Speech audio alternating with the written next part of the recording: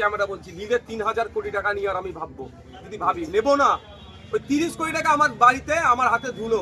আমার বাড়িতে প্রত্যেক বছর 1 কোটি টাকা শুধু কাঠ পুড়াই আমরা, কাঠ রান্নার জন্য। কোন ক্যামেরা বলছি, 1 কোটি টাকার কাঠ লাগে আমাদের বাড়িতে, যে ভক্তবৃন্দরা আসে তাদের খাওয়ানোর জন্য।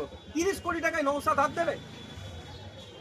3,000 কোটি হলে তাও আমার ভক্তরা বিশ্বাস করতো যে করতে পারে, তাও বিশ্বাস করবে না। আমি প্রসঙ্গক্রমে বলছি 3,000 কোটি কেন? একদিকে আমার মিনিস্ট্রির অফার আছে, সেটাকে আমি সরিয়ে দিচ্ছি, আর আমার 30 কোটিতে আমাকে আটকে রাখবে?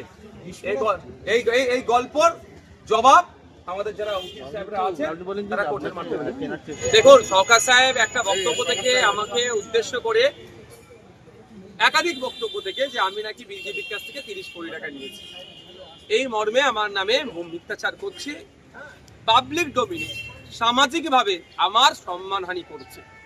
তো আমি শওকত মোল্লার এই কথার উত্তর তো শওকত মোল্লার ভাষায় দিতে পারি না, আমি আইনি ভাষায় প্রতি উত্তর দিচ্ছি এবং আইনের মাধ্যমে সরকার সাহেবের কাছ থেকে জানতে চাইছি, কবে, কোথায় 500 টাকার নোট না 1000 টাকার নোটের ব্যান্ডিল ছিল, নিয়েছি, কার মাধ্যমে নিয়েছি, কোর্টকে এসে জানান।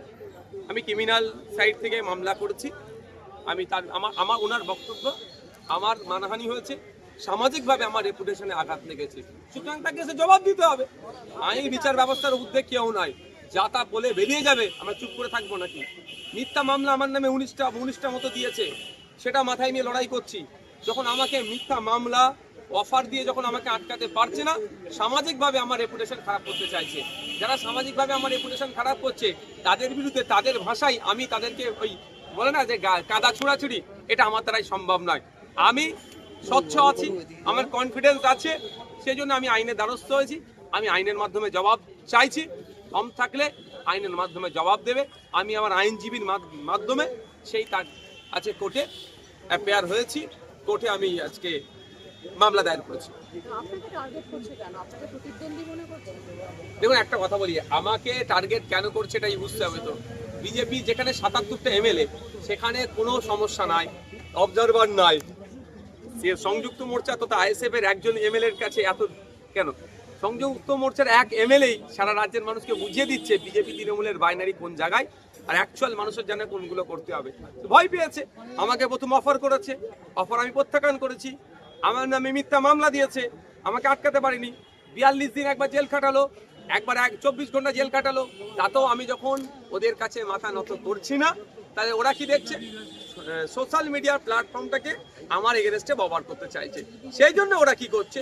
আমার নামে মিথ্যাচার করছে। কোনোদিন দেখবেন এআই দিয়ে ভিডিও বানাবে বা ছবি পোস্ট করবে, বিজেপির কোনো নেতা বা কারোর সাথে আমার ছবি পোস্ট করে দিতে পারে।